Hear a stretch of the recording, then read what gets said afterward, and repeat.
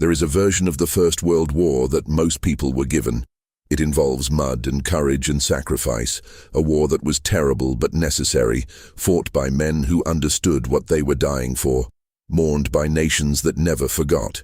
That version was constructed carefully, maintained deliberately, and passed down through textbooks and ceremonies and the quiet authority of official memory. It is not the version you are about to hear. The truth of the First World War is not that it was tragic. Tragedy implies meaning. What happened between 1914 and 1918 was something more clinical, more administrative, and in many ways more disturbing than tragedy allows. It was the industrialization of human expenditure. It was the moment when the machinery of modern states turned toward the problem of killing at scale and solved it with remarkable efficiency, while the men doing the dying were processed through systems designed not to save them, but to replace them. The deeper horror of the First World War is not that it was chaotic. It is that, in many essential ways, it was not chaotic at all. It was organized. It was budgeted. It was staffed. What became normal in that war did not start out normal. Every single practice, every institutional habit, every bureaucratic procedure that armies adopted to manage the mass death of their own soldiers began as something shocking, began as something that required justification, workarounds, silence. And then it became routine. The process by which extraordinary human suffering becomes administrative procedure is one of the quieter catastrophes in modern history, and the First World War is where that process came of age. The first thing that became normal was the scale. When the war opened in the summer of 1914, the nations of Europe mobilized in numbers that had no precedent in human experience. France called up roughly 4 million men in the first weeks. Germany mobilized approximately 3.5 million in the same period. Britain, which had no conscript army at the start, saw over 1 million men volunteer in the first 2 months of the war through a combination of genuine patriotism, social pressure, recruitment campaigns that amounted to psychological coercion, and the simple fact that for many working men, a soldier's wage was not dramatically worse than what they had been earning in the mines and the factories. The scale alone was staggering, but what happened next was that the scale stopped being staggering. Armies learned to process men the way factories processed raw materials. Men arrived, were sorted by medical classification, assigned a number, issued equipment, trained in a matter of weeks, and dispatched toward the front. The individual ceased to be the meaningful unit. The unit became the unit. The medical examination that soldiers underwent before being accepted into service reveals something important about how the war was managed from the very beginning. In Britain in 1914, the physical standard for enlistment was relatively high. Men had to be of a certain height, a certain chest measurement, free of obvious defects. By 1917, those standards had been so dramatically reduced that men who would have been turned away without a second glance in 1914 were being accepted and sent to the front. The army did not lower its standards because the war had become less dangerous. It lowered them because the supply of men who met the original standards had been largely consumed. The adjustment was not a concession. It was an accounting decision. The body that arrived at the recruiting station was evaluated not against an absolute standard of fitness, but against the current need for replacements. If the need was high enough, almost any body would do. This was the first normalization, the idea that men were interchangeable, that the individual physical qualities of a human being were variables to be managed rather than facts to be respected. Armies have always treated soldiers as units in some sense, but the First World War systematized this in ways that were genuinely new. The scale of the bureaucratic apparatus devoted to tracking, categorizing, and redistributing human beings was without historical parallel. There were offices devoted to nothing but the management of casualty statistics. There were clerks whose entire careers consisted of updating lists of the dead, the wounded, the missing, the prisoners. There were forms for every category of loss, and the forms were filled out meticulously because the administrative record was considered important even when the human life it documented was considered expendable. The trenches themselves require a particular kind of attention because they have been described so many times in so many contexts that the description has become almost decorative. The word trench no longer carries its full weight. A trench was not a ditch. By 1915, and certainly by 1916, the trench systems on the Western Front were among the most elaborate constructed environments in human history. The British sector alone encompassed roughly 25,000 miles of trench if you counted all the support lines, communication trenches, reserve positions, and interconnected passages that made up the full system. These were not temporary fortifications. They were permanent installations, maintained by labor battalions, improved constantly, connected to supply systems, equipped with drainage sumps and dugout shelters and dressing stations. They were, in every functional sense, underground cities. Cities built for the purpose of housing men close enough to kill other men, and in conditions that generated a continuous and reliable stream of casualties, even in the absence of any major offensive action. The baseline casualty rate in the trenches, meaning the rate at which men were killed or wounded simply by existing in the front line, not during attacks or under particular artillery bombardment, but simply by being present, was consistently between 1,000 and 2,000 men per day on the Western Front as a whole for most of the war. This is not a figure that appeared in the newspapers. It is not a figure that was discussed in the House of Commons or the Reichstag or the French Chamber of Deputies in terms that conveyed its full human meaning. It was a figure that appeared in reports filed by staff officers, crossed against replacement schedules, and used to calculate how long a division could remain in the line before it needed to be rotated out for rest and reconstitution. The men who were killed and wounded at this baseline rate were not the victims of a battle. They were the operational friction of maintaining a position. They were, in the language of military planning, wastage. That word, wastage, is worth sitting with for a moment. British military documents from the First World War use it routinely, consistently, without apparent discomfort. Wastage refers to the men lost through the ordinary operation of the front, as distinct from the men lost in a specific offensive action. It is a word taken from industrial accounting, from the language of manufacturing, where wastage refers to the raw materials consumed or lost in the production process that cannot be recovered as finished product. Its application to human beings was not accidental. It reflected a genuine conceptual framework in which men were inputs into a military system, and their deaths and wounding were costs to be managed and offset through replacement. The men themselves were not considered waste. The word refers to the process, not the person. But the process it describes treated people as material, and the men who designed and maintained that process were not troubled by the terminology. They had work to do, and the work required a vocabulary. The artillery barrage is the defining sound of the First World War, and what became normal around it is one of the more staggering aspects of the conflict. In the first months of the war, a sustained artillery bombardment of any significant scale was a noteworthy event, something that would be reported, documented, discussed. By the middle years of the war, artillery barrages of a scale that would have been literally inconceivable in any previous conflict had become routine operational background. The preliminary bombardment before the British attack on the Somme on July 1, 1916, consumed approximately 1,500 tons of shells per day for 7 days. The noise could be heard in southern England. The landscape for miles behind the German front lines was rearranged. Trees were deleted. Villages ceased to exist as structures. The earth itself was churned to a depth of several feet across vast areas. And after that bombardment, after 7 days of shellfire unprecedented in the history of warfare, the British infantry went over the top on the morning of July 1, 1916, and approximately 57,000 British soldiers were killed or wounded in a single day, the largest single-day casualty figure in the history of the British Army. The bombardment had not done what it was intended to do. The German defenders had survived in their deep dugouts, and when the barrage lifted, they emerged and manned their machine guns. The men walking across no man's land were met with fire that cut through them with a mechanical thoroughness that was itself a kind of normalization. The machine gun did not distinguish. It processed. It swept.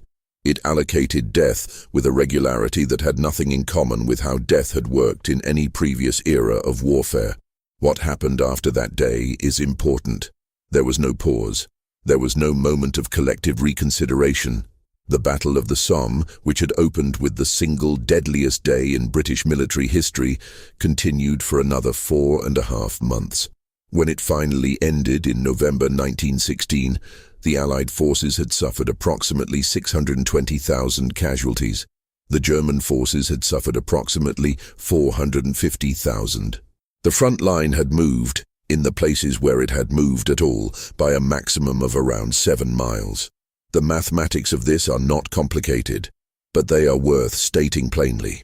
Over 1 million human beings were killed or wounded for a territorial gain that could be driven across in a car in roughly 10 minutes. The officers who planned the Battle of the Somme were not incompetent men in any simple sense. They were operating within a system, a doctrine, a set of constraints, and a logic that had its own internal consistency. The problem was that the logic was wrong, and by the time the wrongness became undeniable, the system had too much momentum to simply stop. Careers had been committed, reputations staked, and perhaps most importantly, the institutional culture of the British Army and of every major army in the First World War made the acknowledgement of catastrophic failure almost structurally impossible. Failure of that magnitude required explanation, and the explanations that were available within the existing framework were limited. The men had not fought hard enough. The artillery preparation had been insufficient. The timing had been wrong. There would be adjustments. There would be another attack. The shells themselves tell a story that is rarely told completely. By 1916, the major belligerent powers were producing artillery ammunition at rates that had required the complete restructuring of their industrial economies. Britain alone was producing approximately 2 million shells per week by mid-1916, a figure that required not only the conversion of factories, but the mass employment of women in munitions work, the operation of factories around the clock in 3 shifts, the reorganization of rail networks to move raw materials to production sites and finished shells to the front, and the construction of entirely new facilities. The French were producing at comparable rates. The Germans, facing a 2-front war and an Allied naval blockade, were under severe material strain, but still maintaining production levels that were staggering by any previous standard. The war had created a shell economy, a parallel industrial universe in which the primary manufactured good was a steel and explosive device designed to kill human beings. And the primary measure of national industrial productivity was how many of these devices could be produced and expended per day. Shell production had knock-on consequences that touched every part of the societies involved. The chemical industry was reorganized around the production of high explosives. The steel industry was redirected. The mining of coal to power the factories was considered so essential to the war effort that coal miners were exempt from conscription in Britain for significant periods because the shells that would kill men at the front required the labor of men who were being kept at home to dig fuel. The economic and industrial logic of the war became completely circular in this way. The machine existed to sustain itself. The purpose of production was to supply the front, and the purpose of the front was to consume the production, and the measure of success was maintaining this consumption at sufficient levels to ensure that the other side ran out first. This is the most important thing to understand about the First World War as a system. It was not a war being fought to achieve territorial objectives, although territorial objectives were cited. It was not a war being fought to protect national interests, although national interests were invoked. By 1916, at the latest, the war had become a war of attrition in the most literal sense. The objective was to destroy the enemy's capacity to continue fighting by destroying enough of his men and material that he could no longer maintain the required output. The human beings in the trenches were not the agents of this strategy. They were its material. The actual agents were the planners and administrators and industrial managers who maintained the system that consumed them. General Erich von Falkenhayn, the German Chief of Staff, articulated this with a clarity that has never been fully absorbed into the popular understanding of the war. His operational plan for the Battle of Verdun, which began in February 1916, was not designed to capture Verdun. It was designed to force the French army to defend Verdun, and in doing so, to bleed the French army to the point of collapse. He used the phrase bleeding white, which in German carries connotations of draining completely, of exhausting, until there is nothing left. The intention was not to win a battle, but to destroy an army as a functioning organism by forcing it to sustain casualties faster than it could replace them. This was an explicit, documented, stated intention. It was not a secret.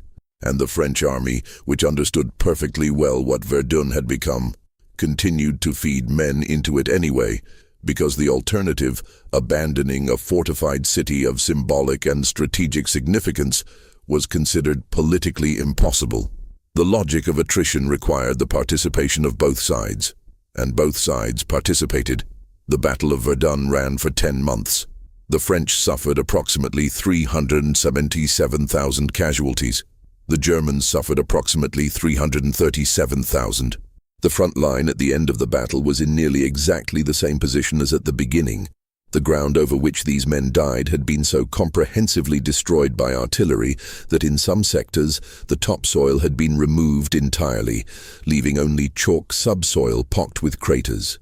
This ground, in the years after the war, was designated as Zone Rouge, the Red Zone, land so contaminated with unexploded ordnance and human remains that it was declared permanently unfit for agriculture or habitation. Some of it remains designated as Zone Rouge to this day. The bodies were the problem nobody wanted to acknowledge during the war itself. The scale of death produced a logistical challenge that armies addressed in ways that were administratively pragmatic and humanly catastrophic. In the early months, there were attempts to bury the dead properly, to collect identity details, to notify families. These attempts broke down under the weight of numbers almost immediately. Men were buried where they fell, in shell craters, in collapsed trenches, in hastily dug pits that were themselves frequently destroyed by subsequent shell fire.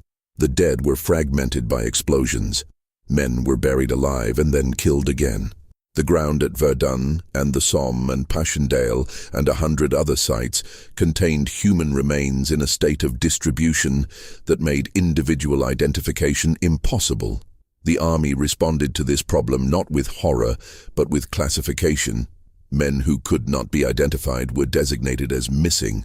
The designation missing had two official functions. It spared families the knowledge that there was nothing to bury, and it slightly reduced the immediate accounting problem of dealing with complete human disintegration as a casualty category. By the end of the war, approximately 340,000 British and Commonwealth soldiers were listed as having no known grave. For France, the figure was higher. For Germany, higher still. These were not men who had been lost in the fog of war in any simple sense. These were men whose physical remains had been so completely destroyed or scattered by industrial-scale explosive force that identification was simply impossible. The ground itself had been processed.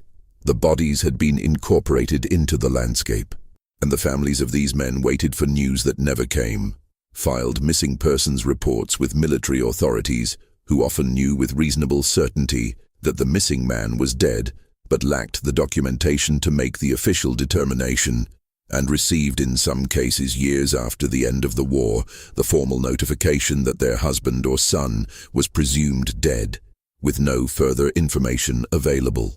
The treatment of the wounded tells a parallel story. The medical system of the First World War was, in many respects, a genuine achievement of organization and improvisation.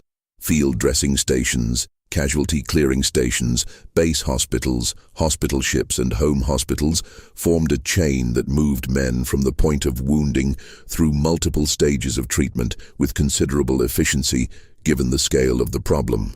In some areas, the survival rate for men who made it alive to the first point of medical treatment was genuinely improved over previous wars, partly because of advances in surgical technique, partly because of better understanding of infection, and partly because the system had been refined through bitter experience. But the system was designed at its foundation not primarily for the benefit of the wounded man. It was designed for the benefit of the military machine. The question that organized the entire medical system was not, how can we best treat this man, but how quickly can this man be returned to duty? This is not a cynical interpretation. It is the explicit framework that military medical planners used. The category of return to duty was one of the primary metrics by which the medical system was evaluated. A man who could be patched up and sent back to the front in 2 weeks was more valuable to the military than a man who required 3 months of treatment and was then discharged as permanently unfit.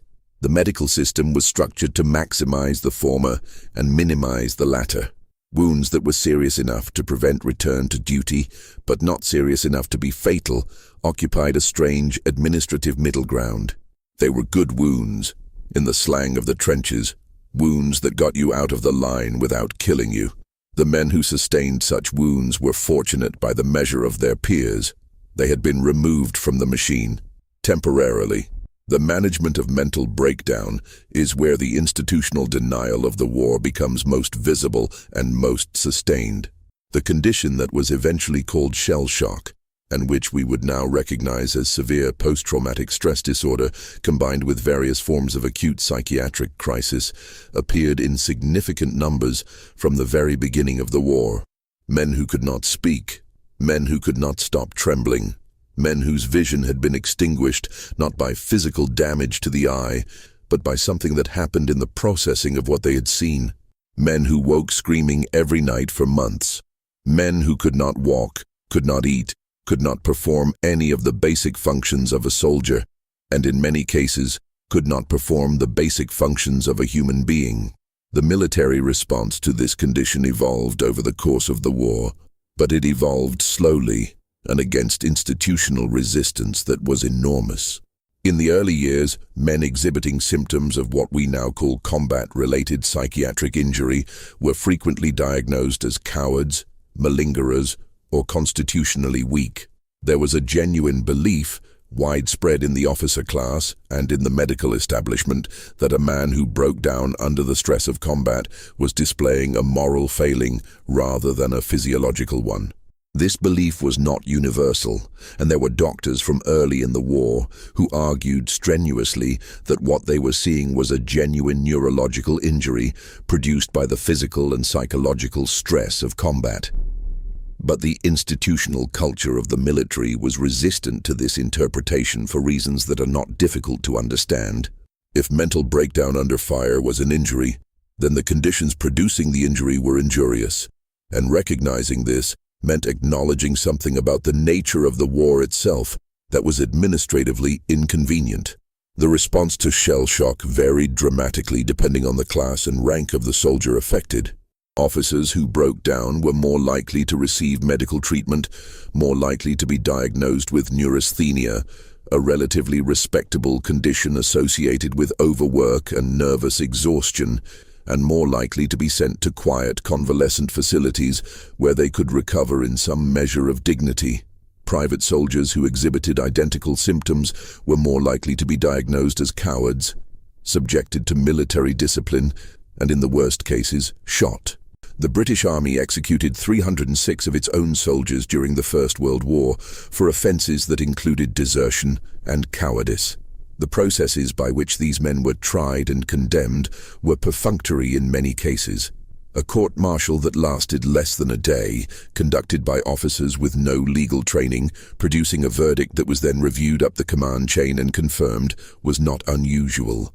Some of these men were almost certainly in states of psychiatric crisis at the time of the offences for which they were executed. The institution that killed them knew this was possible and proceeded anyway. The execution of soldiers for cowardice and desertion was not a secret exactly, but it was not discussed. It was handled within the military system with a bureaucratic discretion that kept it out of the newspapers and out of public debate for the duration of the war. Families were frequently not told the true cause of their son's or husband's death. They received the information that the man had died on active service, which was technically accurate. The specific nature of that service, being placed against a wall or a post and shot by a firing party of his own comrades, was omitted. This was a compassionate discretion in one sense. It was also a concealment that protected the institution from scrutiny and protected the policy from examination, at a moment when examination might have produced pressure to change it. The men who served in firing parties for military executions were themselves producing psychiatric casualties. There are accounts, mostly from memoirs and letters written after the war, of soldiers who were ordered to participate in executions and who were afterward unable to function, unable to sleep, unable to return to anything resembling normal mental life. These men had not been wounded by enemy action. They had been wounded by their own army's administrative procedures. The wound was unacknowledged. There was no form for it. It did not appear in casualty statistics. It was simply one of the invisible costs of maintaining military discipline at scale. Discipline was maintained at scale because scale required it. The armies of the First World War were organizations of a size that had no precedent in human history. The British Expeditionary Force alone, by 1917, numbered over 2 million men. The French army was larger. The German army was larger still. Managing organizations of this magnitude, keeping them supplied, moving, and above all, willing to continue fighting under conditions that every rational instinct suggested were unsurvivable, required a disciplinary apparatus of corresponding scale and sophistication. Leave was controlled, mail was censored, complaints were suppressed.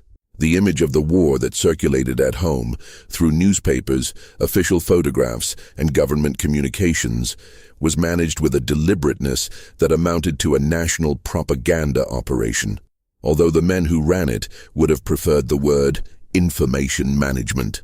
The censorship of soldiers' letters was one of the more comprehensive and systematic information operations in the history of warfare.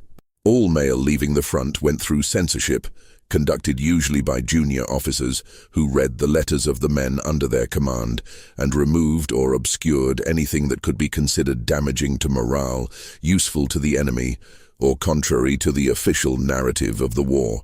This meant that the letters that arrived at home were already filtered.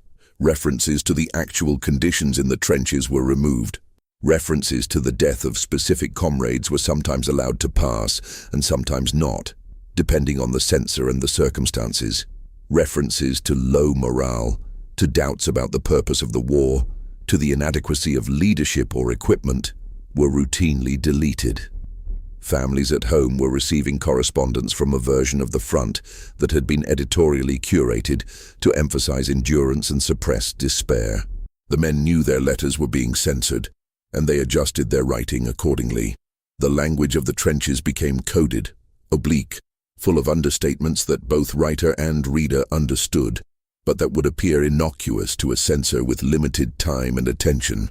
"I have been in a bit of a rough place lately" was a common formulation that could mean anything from a difficult patrol to a sustained artillery bombardment in which multiple men the writer knew well had been killed.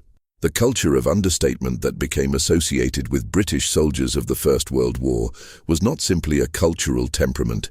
It was a communication adaptation produced by systematic surveillance and censorship. Men learned to say less than they meant, because saying more was not permitted. Alongside the censorship of individual correspondence was the censorship of journalism. War correspondents in the First World War operated under restrictions that effectively made independent reporting impossible.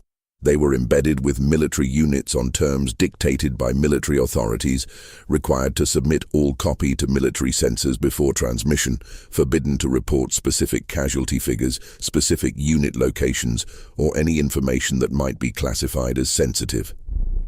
The correspondents who operated within these constraints were working as, essentially, military public relations officers, producing content that described the war in terms approved by the institution conducting it. Some of them were aware of this and uncomfortable with it. Some of them were not. The newspapers that published their dispatches were themselves operating in an environment of intense social and political pressure that made critical coverage of the war effort extremely difficult. Proprietors, Editors and journalists who expressed doubts about the war were subject to accusations of unpatriotism, social ostracism, and in extreme cases, government action. The result was a gap between the war as it was experienced and the war as it was described in public that was, by any reasonable standard, enormous. Men arriving at the front from Britain in 1916 who had formed their understanding of what the war was like from newspaper accounts and official communications were frequently in a state of shock within days, not simply because the reality of the trenches was terrible, but because it bore so little relationship to what they had been told to expect. This was not an accident. The gap was maintained deliberately because the alternative, an accurate public understanding of the conditions at the front, might have produced political pressure to end the war on terms that the British government considered unacceptable. The management of information about the war was inseparable from the prosecution of the war. They were the same operation. The gas is another category of normalization that deserves careful attention. Poison gas was introduced by the German army at the Second Battle of Ypres in April 1915. When approximately 168 tons of chlorine gas were released from cylinders along a 4-mile front and drifted on the wind toward the Allied lines. The effect was devastating. Chlorine gas attacks the respiratory system, causing the fluid in the lungs to increase until the victim effectively drowns in their own body. The men who encountered the gas at Ypres in 1915 had no protection, no training, no frame of reference. They did not know what was happening to them. They ran. Many of them died. The physical experience of chlorine gas poisoning is one of the more harrowing documented in the medical literature of the war, involving violent coughing, the sensation of suffocation, the production of yellow froth from the mouth and nose, and in fatal cases, a prolonged dying process that could last hours. The Allied response was to develop their own gas weapons and deploy them. Within months of the German use of chlorine, both sides were investing heavily in chemical weapon development, production, and delivery. By 1916, phosgene, a more lethal gas that is colorless and smells faintly of fresh hay, had been developed and deployed. Phosgene is responsible for approximately 85% of the gas deaths of the First World War. By 1917, the Germans had introduced mustard gas, which is not a gas at all, but a persistent blister agent, a liquid that contaminates surfaces and skin, causing severe chemical burns that can incapacitate rather than kill, filling hospital wards with men whose skin has been burned from the inside out, whose eyes have been temporarily or permanently blinded, whose lungs have been damaged in ways that would cause health problems for the rest of their lives. Mustard gas was considered particularly effective as a weapon not primarily because of its lethality, but because of its incapacitation rate. A man killed by high explosive was one casualty. A man severely injured by mustard gas required months of medical treatment, occupied a hospital bed, consumed nursing resources and medical supplies, and in many cases never returned to duty. The accounting logic of attrition found mustard gas highly efficient. It was a weapon designed not primarily to kill, but to consume, to create maximum demand on the enemy's medical and logistical systems. It was, in the precise sense of the word, an economic weapon. Gas defense became one of the major preoccupations of the soldiers' daily existence by the middle of the war. Gas masks were issued and their use drilled obsessively. The sound of a gas alarm, a klaxon, or a shell casing being struck with a stick required immediate and practiced response. Men who were slow to mask, men who were asleep and did not hear the alarm in time, men whose masks malfunctioned, died, or were severely injured. The management of gas threat became as routine as the management of any other operational hazard. This is the normalization in its clearest form. A weapon that caused mass casualty panic and horror when first introduced in April 1915 had become, within 2 years, a routine operational hazard that was managed through drill, equipment, and administrative procedure in the same way as the hazard of sniper fire or random shell fire. The horror did not diminish. The administrative category into which it was placed normalized it. The animals of the war are an aspect of the conflict that receives little attention, but that reflects the machinery of mass mobilization with a particular clarity. Approximately 8 million horses died in the First World War. This figure is not approximate in the way that human casualty figures are approximate, where the uncertainty reflects incomplete records and the difficulty of accounting for the full human cost. The 8 million figure is itself likely an undercount. Horses were used for transport, for artillery traction, for cavalry operations that, by the middle of the war, were almost entirely obsolete, but that armies continued to plan for and maintain at considerable expense.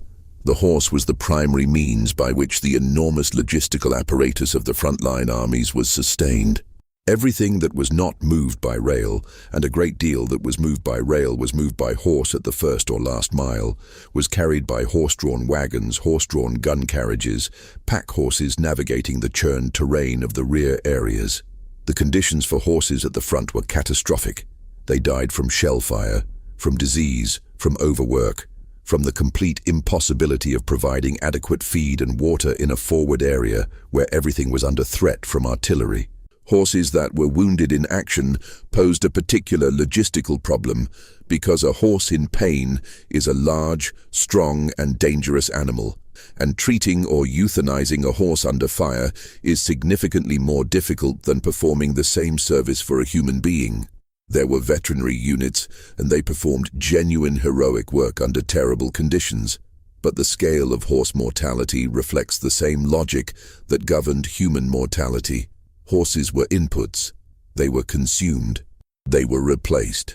The machinery required them, and when they were expended, more were procured. The mules are worth mentioning separately because they represent a different category of organizational logic. Mules were found to be more resistant than horses to the conditions of the Western Front. They were less easily panicked by shell fire. They were more sure-footed on damaged terrain. They required somewhat less feed for their size. They were, in military logistical terms, a superior product for the application, and by the middle of the war, the procurement of mules had become a major strategic priority. The United States, before its entry into the war, was a major supplier of mules to the Allied armies, which is one of the more surreal aspects of the economic history of the conflict. The war created a global market in mule procurement because mules were functionally superior to horses for moving supplies through a landscape that had been comprehensively destroyed by industrial-scale explosive force. The landscape itself underwent a transformation during the First World War that has not been fully reversed in the century since. The areas of the Western Front that saw the heaviest fighting were physically restructured by the accumulated effect of artillery fire on a scale that had no precedent. The geology of northern France and Belgium, which was relatively soft chalk and clay, proved particularly susceptible to artillery damage. The drainage of the region, which was already marginal given the flat terrain and high water table, was systematically destroyed by the craters produced by shell fire. The result was a landscape that turned, particularly in wet weather, into something that functioned more like a liquid than a solid. The mud of the Western Front has been described so many times that the description has become almost meaningless, but the physical reality it describes was genuinely extraordinary. In some sectors, particularly around Passchendaele in the autumn of 1917, the ground had been churned by years of shell fire into a consistency that could swallow a man. Men fell into shell craters filled with water and mud and drowned. Men sank to their knees and could not free themselves without assistance that was not always available. Men who were wounded and fell into this terrain could not be retrieved and died where they lay. The Third Battle of Ypres, which included the fighting around Passchendaele, took place in conditions that field commanders knew from the outset were exceptionally difficult. The ground had been thoroughly surveyed. The drainage situation was understood. The meteorological record suggested that autumn in the Ypres salient was reliably wet. The attack went forward anyway, because the operational and strategic calculus of the High Command produced a conclusion that the attack was necessary, and the conditions were a problem to be managed rather than a reason to reconsider. Approximately 275,000 British and Commonwealth soldiers were killed or wounded at Passchendaele. The ground gained was a small salient, a bulge in the front line of roughly 5 miles, that was of limited strategic significance and that was abandoned without significant fighting the following year. The operational planning for Passchendaele is considered by most military historians to have been deeply flawed in multiple respects. The men who planned it were not ignorant of the conditions they were sending men into. They had made a different calculation, one in which the lives of 275,000 men appeared on a particular line in a particular column, and the arithmetic came out as acceptable. Food is a subject that complicates the popular image of the war in useful ways. The rations issued to soldiers of all the major belligerent powers were, on paper, relatively generous by the standards of the time. The theoretical caloric provision for a British infantryman in the front line was sufficient for heavy physical labor, and the variety of foods included in the official ration scale was broader than what many of these men had eaten as civilians in the pre-war years. The problem was that the theory and the reality diverged considerably.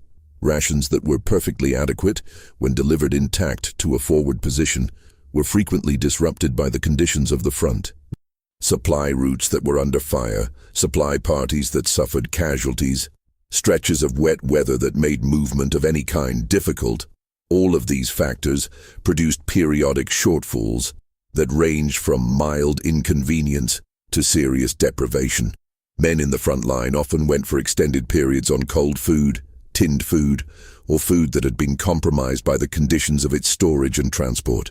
The quality of food also deteriorated significantly over the course of the war, particularly for Germany, which was subject to an Allied naval blockade that progressively reduced its access to food imports.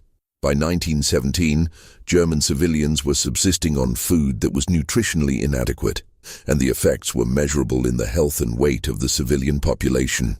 The German army maintained its food supply at the front at the expense of the home front for as long as it could, but by the final year of the war, even frontline rations had been significantly reduced. This was not merely a quality-of-life issue. Nutritional deficiency affects cognitive function, physical endurance, and psychological resilience. Armies whose soldiers are underfed fight differently than armies whose soldiers are adequately nourished. The Allied blockade was an attrition weapon aimed not at German military strength directly, but at the biological foundations on which German military strength rested. It worked, but it worked by producing mass suffering in the German civilian population that is difficult to categorize as anything other than deliberate. The civilians of the war zones in occupied France and Belgium occupied a position of extreme vulnerability that has never received adequate historical attention. When the German army occupied approximately 10% of France and almost all of Belgium in the first months of the war, the civilian populations of these occupied territories became subject to military occupation law, which in practice meant whatever the local German commander decided it meant. The formal international law of belligerent occupation, as it existed in 1914, imposed certain obligations on occupying powers and provided certain protections for civilians, but these obligations were inconsistently honored, and the mechanisms for enforcing them did not exist in any practical sense. Civilians in occupied territories were subject to forced labor, to food requisitioning that left them with inadequate supplies, to reprisals for any act that German authorities chose to characterize as resistance, and to the general condition of living under a military occupation that was itself under constant pressure from the front. The German army executed approximately 5,500 French and Belgian civilians in the first months of the war, in a series of incidents that were collectively referred to as the German atrocities of 1914, and that were documented by a Belgian government commission, the Bryce Commission for the British, and various independent investigators. These executions took place in the context of the German army's concern about irregular resistance, franc-tireur activity, the shooting of German soldiers by civilians not in uniform. Some of this resistance was real, Much of what German commanders characterized as civilian resistance was the product of the panic and confusion of armies moving rapidly through unfamiliar terrain, attributing casualties to civilian sniping when the casualties were actually produced by retreating Allied forces. The institutional response to this uncertainty was to err massively on the side of suppression, to conduct exemplary executions in village after village to deter any actual resistance and to demonstrate control. The stories of the occupied civilians, their 4-year experience of military occupation, their systematic exploitation as a labor force, their chronic food insecurity, their complete removal from any political agency over their own situation. These were stories that were extensively documented by Belgian and French sources after the war, but that received relatively limited attention in the narrative of the conflict as it was constructed in Britain and the United States. The war was, from those countries' perspectives, primarily a story about their own soldiers at the front. The civilians who had been living inside the German occupation for the entire duration of the conflict were, in that narrative, peripheral. The relationship between the men at the front and the men who commanded them is one of the most documented aspects of the war and one of the most consistently misunderstood. The image of the incompetent general removed from reality, sending men to pointless deaths from a comfortable chateau far behind the lines, has enough truth in it to be plausible, but enough simplification in it to be misleading. The senior commanders of the First World War were not in general stupid men. They were men operating in conditions of genuine uncertainty, with tools and doctrines that were inadequate to the task they faced. In institutional cultures that severely limited the ability to acknowledge failure and adapt quickly under political pressures that frequently distorted operational decision-making in ways that increased casualties, and within a broader strategic situation that had no good options and several bad ones. This does not mean their decisions were correct or that their failures were inevitable. It means that the explanation through individual incompetence, satisfying as it is, misses the more important point. The system was wrong. The doctrine was wrong. The technology had outpaced the tactics. The machine gun and the artillery shell had made offensive operations against prepared defensive positions catastrophically expensive, and no army in the First World War found a fully adequate solution to this problem until very late in the conflict, when improved tactics, better communications, and the development of combined arms operations began to produce results that were less catastrophically wasteful. But for most of the war, the problem existed. It was recognized by some of the people who had to deal with it, and no solution was available that was politically and institutionally acceptable. So the attacks continued. The experience of the non-European theaters of the war is a dimension that the Western-centric historical narrative almost entirely omits. The Gallipoli campaign, in which Allied forces attempted to force the Dardanelles Straits and knock the Ottoman Empire out of the war, is perhaps the most familiar of these campaigns, partly because of the significant Australian and New Zealand participation and the way in which Gallipoli became a foundational national narrative for both countries. But even Gallipoli is primarily told as a story of Allied failure and sacrifice, rather than as a story of what the campaign meant for the Ottoman population and for the region more broadly.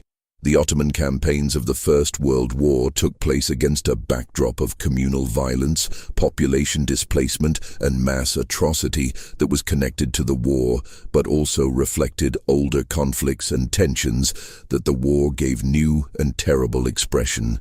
The Armenian Genocide, which the Ottoman government initiated in 1915 with the mass deportation and killing of the Armenian population of Anatolia, took place during the First World War, was in part justified by its architects with reference to wartime security concerns and resulted in the death of between 600,000 and 1.5 million people, depending on the methodology used.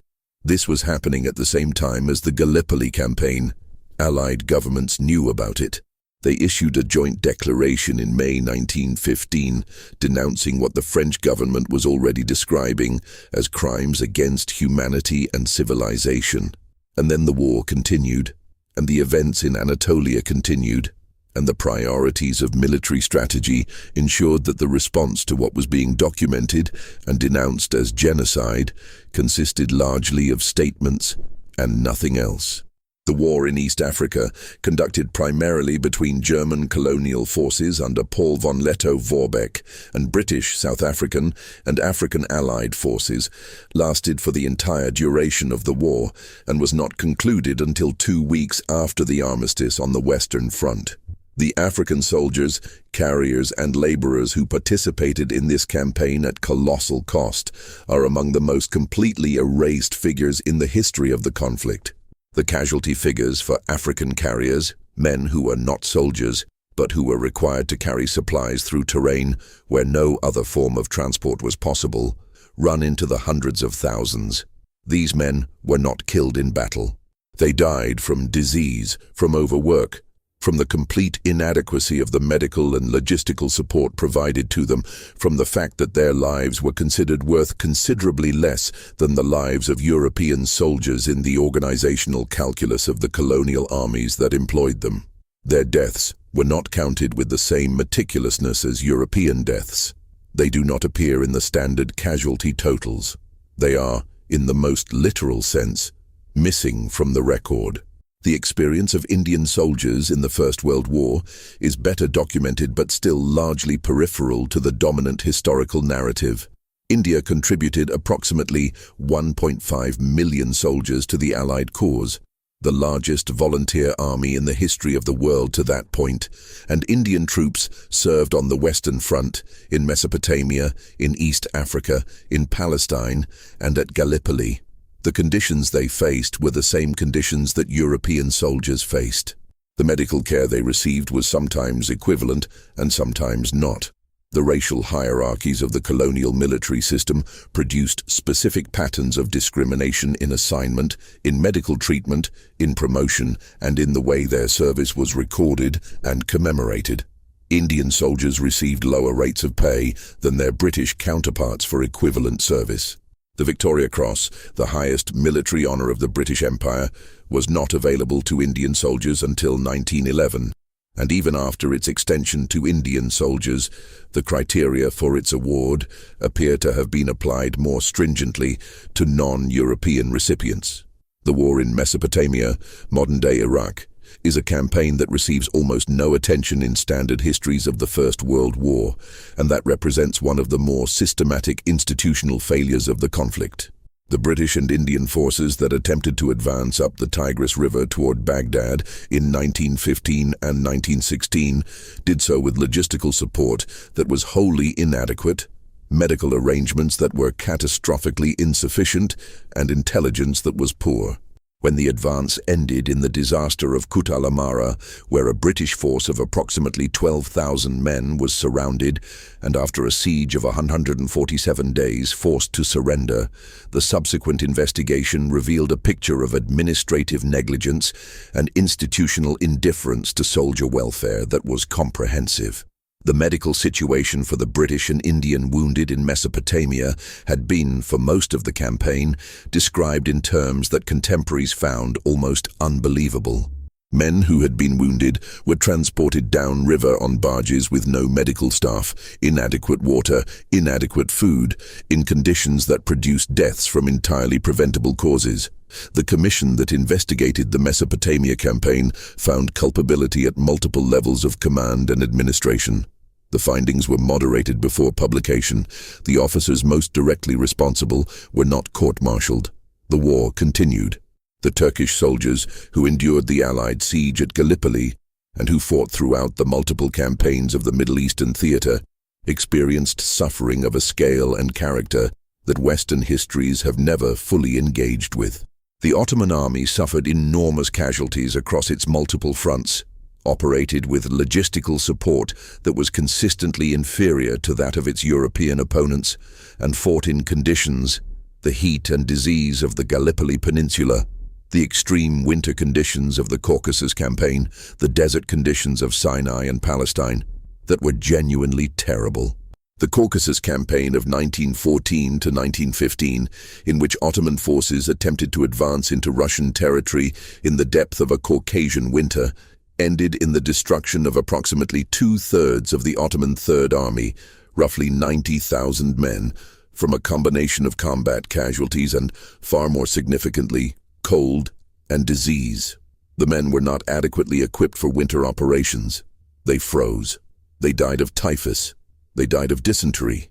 They died at a rate that reflected the complete inability of the Ottoman military administrative system to sustain them in the conditions into which they had been sent. The Russian army is perhaps the greatest illustration of what happens when a modern state mobilizes for industrial war without the industrial infrastructure to support the mobilization. Russia entered the war with an enormous army, the largest in Europe in terms of raw manpower, and with a level of industrial and logistical development that was insufficient to equip, supply, and sustain that army in modern war. Russian soldiers were sent to the front without adequate rifles, without adequate ammunition, without adequate medical support, without adequate food. There are accounts from early in the war of Russian units being sent into the attack without weapons, with instructions to pick up the rifles of their fallen comrades. Whether these accounts reflect isolated incidents or wider practice is disputed, but the underlying logistical reality they illustrate is not disputed. The Russian army in 1914 and 1915 was consuming men at rates that its industrial base could not replace with adequately equipped replacements. The Russian mobilization system was also deeply affected by the vast geographic scale of Russia. Men from Siberia or Central Asia who were conscripted into the Russian army spent weeks on trains, often in inadequate conditions, traveling to fronts that might be thousands of miles from their homes.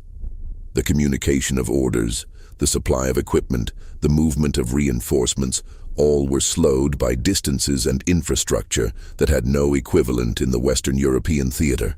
The result was a war in the East that was in some respects more fluid than the trench warfare of the West, with larger territorial movements, less stable fronts, and a capacity for dramatic operational reversal in both directions, but that was also characterized by a level of disorganization and administrative incapacity that produced casualties from causes other than direct enemy action at rates that are genuinely difficult to quantify.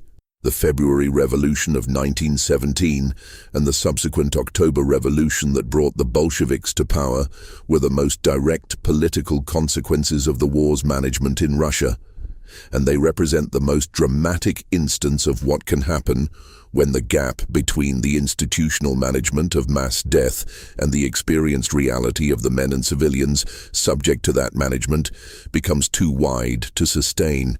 The Russian army by early 1917 had suffered approximately 6 million killed, wounded and prisoners over the course of the war, a figure that is extraordinary even by the standards of the conflict and the social contract that held the army together.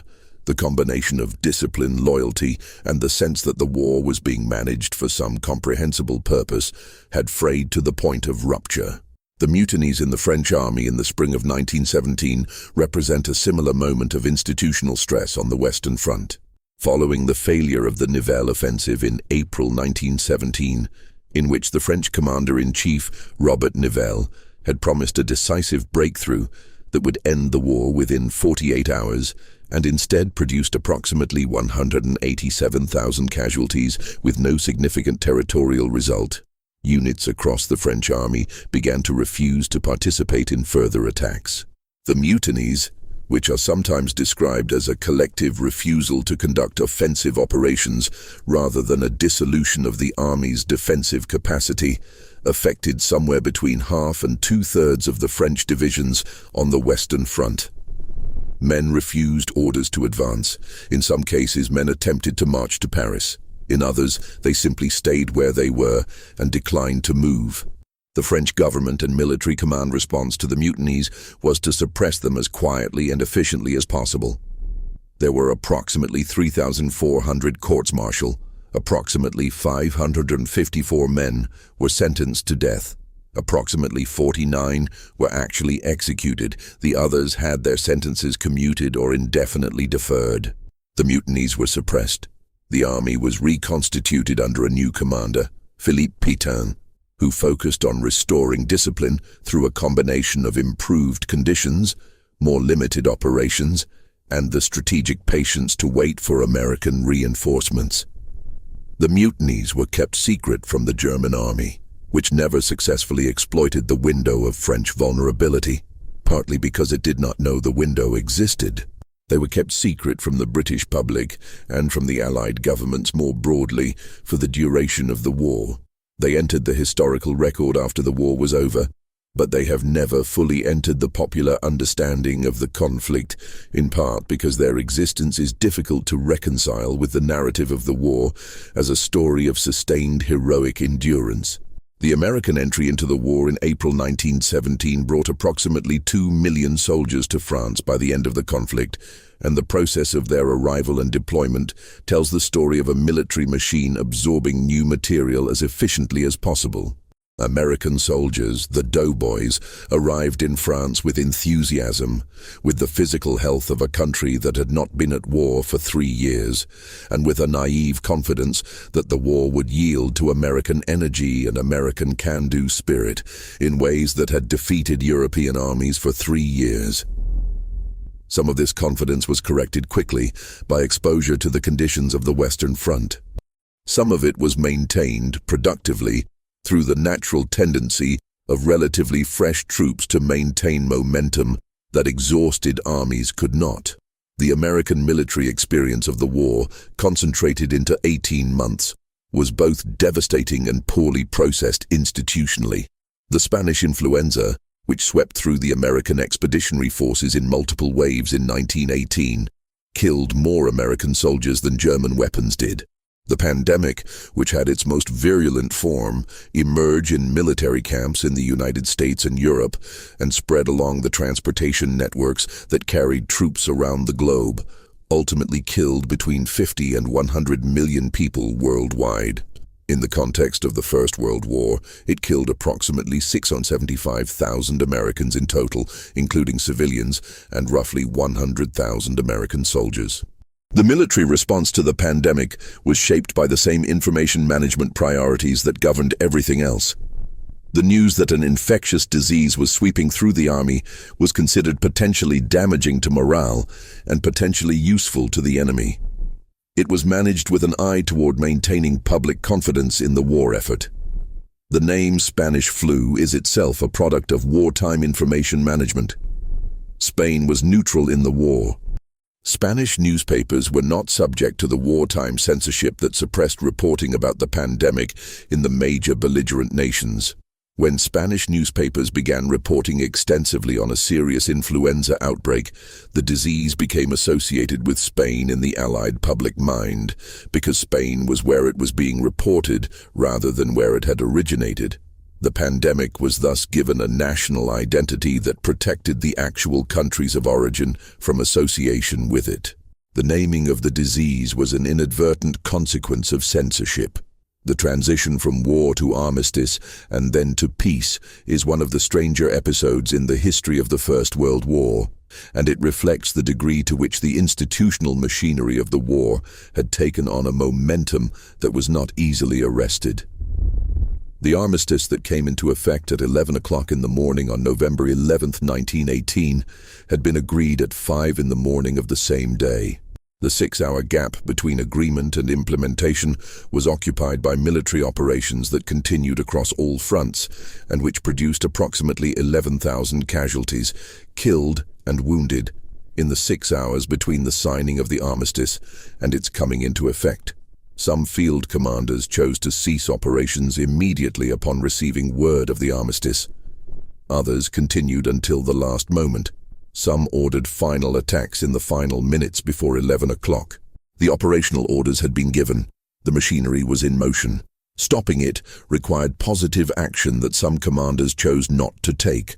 The last man killed in the First World War, as recorded by official casualty records, was a Canadian soldier named George Lawrence Price, who was shot by a German sniper at approximately 10:58 in the morning on November 11th, 2 minutes before the armistice came into effect. Whether this is historically accurate is contested because casualty recording in the final hours was confused and incomplete, but the symbolism is precise. The war killed a man at 10:58 in the morning on the day it ended, 2 minutes before it ended, because the machinery was still running. The post-war settlement, the Paris Peace Conference, and the Treaty of Versailles attempted to draw political and territorial conclusions from a war that had produced consequences of a kind and scale that no political settlement could adequately address. The redrawing of the map of Europe and the Middle East, the dissolution of the Ottoman, Austro-Hungarian, Russian, and German empires, the creation of new states, and the assignment of former imperial territories as mandates to the victorious powers, all of this was accomplished in negotiations conducted primarily by men who represented the interests of those victorious powers and who had specific political objectives that were often in conflict with each other and consistently in conflict with the expressed wishes of the populations whose futures were being decided. The War Guilt Clause, Article 231 of the Treaty of Versailles, assigned to Germany and its allies sole responsibility for the war and provided the legal basis for the reparations demanded of Germany. Whether the War Guilt Clause accurately reflected the historical distribution of responsibility for the outbreak of the war in 1914 was contested from the moment it was written and has been debated by historians ever since, without conclusive resolution. What is not contested is that its application to Germany, combined with the territorial losses, the military restrictions, and the economic burdens imposed by the treaty as a whole, created conditions of national humiliation, economic instability, and political radicalization in Germany that had consequences the architects of the treaty either did not foresee or chose not to prevent. The veterans who returned from the First World War returned to societies that had been changed by the war, but that had also been managed through the war in ways that limited the ability of returning soldiers to communicate what they had experienced. The emotional and psychological vocabulary for what they had been through did not exist. The institutions of mental health treatment that might have addressed the psychiatric damage were inadequate in scale and largely committed to returning men to productive capacity rather than genuinely treating what they had experienced.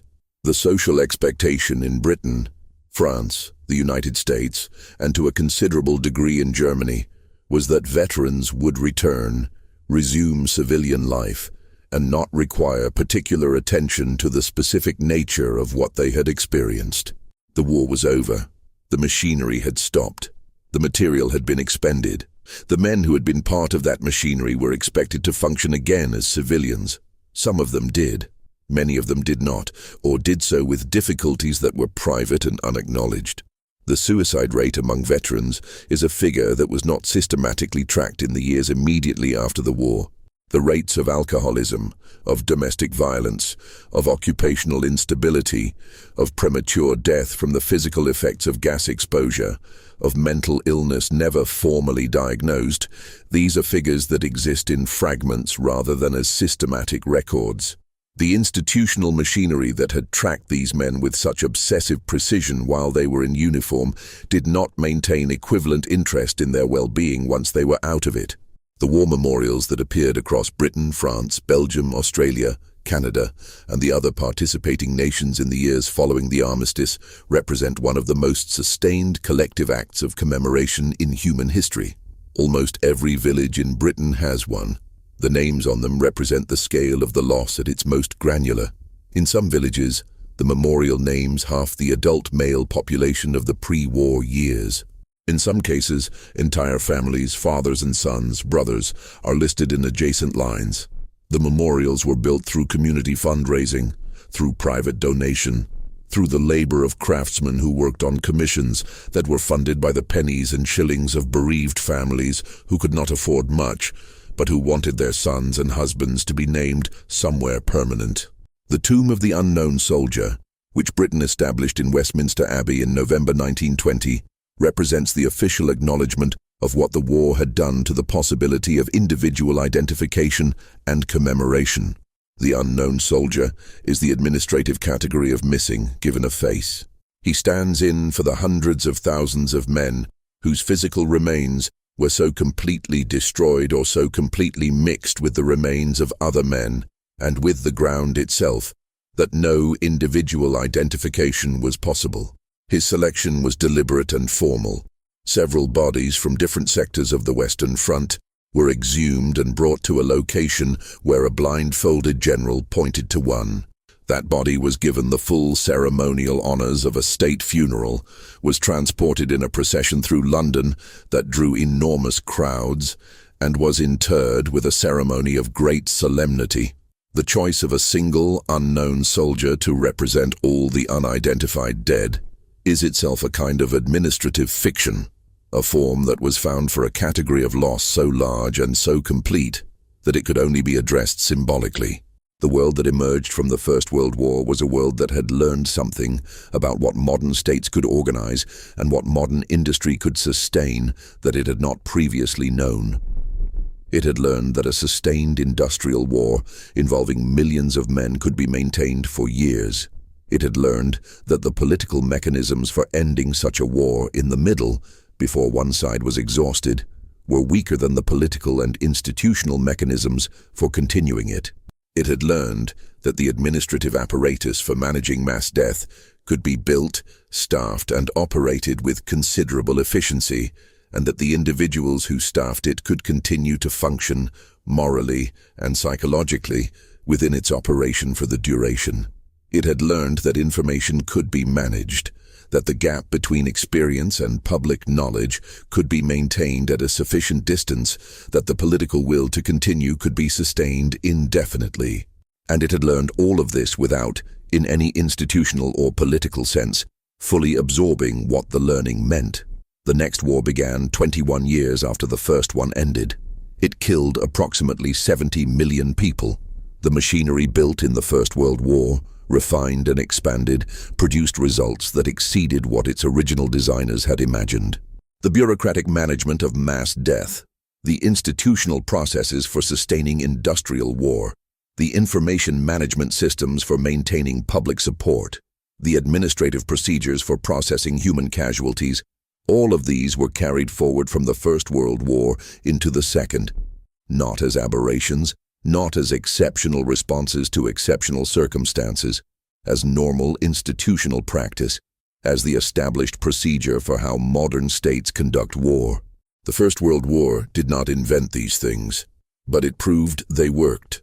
And what works in the logic of institutions tends to be continued. The armistice of November 11, 1918, did not resolve the conditions that had produced the war. It ended the fighting. The unresolved questions of territory, nationality, sovereignty, and economic competition that had been present in Europe before 1914 were still present in 1918, some of them in more acute form. The casualties that both sides had suffered were insufficient, in the mathematical logic of attrition, to produce the kind of decisive outcome that would have settled the underlying questions definitively in favor of either side. The war ended because Germany could no longer sustain it, not because Germany had been defeated in the sense of having its armies destroyed. German forces were still on foreign territory in November 1918. The home front, hollowed out by the blockade, by 4 years of diverting industrial production to military use, by the deaths and wounds and psychiatric casualties of a generation, collapsed before the army did. The army came home undefeated in the field, in the self-understanding of many of its members, and the mythology of the stab in the back, the betrayal of the undefeated German army by domestic traitors and revolutionaries, grew from this circumstance immediately and persistently in the years that followed. The war ended. The accounting continued. The pension records were filed. The casualty lists were finalized to the degree they could be finalized. The dead were counted and recounted, and the counts were found to be incomplete. The medical boards reviewed the cases of men whose injuries entitled them to compensation and processed the claims with the same bureaucratic thoroughness that had processed everything else. The new states that had been drawn on the map held their first elections and drafted their first constitutions. The empires that had dissolved left populations without states, minorities without protection, borders that cut through communities and separated families and created the conditions for conflicts that would run for decades, and in some cases are still running. The Western Front, the trenches, the fortifications, the shell craters, the barbed wire, the concrete bunkers, all of this was absorbed into the landscape of France and Belgium at varying rates. Some of it was cleared immediately after the war, the ground reclaimed for agriculture, the material salvaged for scrap. Some of it persisted for years, decades in the zones of most intensive fighting, where the ground was too contaminated or too damaged to reclaim immediately. Farmers in the regions of the Western Front still turn up shells with their plows. The Belgian and French bomb disposal services still collect and destroy several thousand tons of First World War munitions every year. The ground still contains the remains of men who have not been found and identified, and will not be found and identified, and will remain in the ground indefinitely. The war is still ending in those fields. It has not finished. The machinery ran for 4 years, and the material it expended is still in the earth, still breaking the surface, still requiring attention, still costing money, still occasionally killing the people who encounter it. 100 years after the armistice, the ammunition is still live.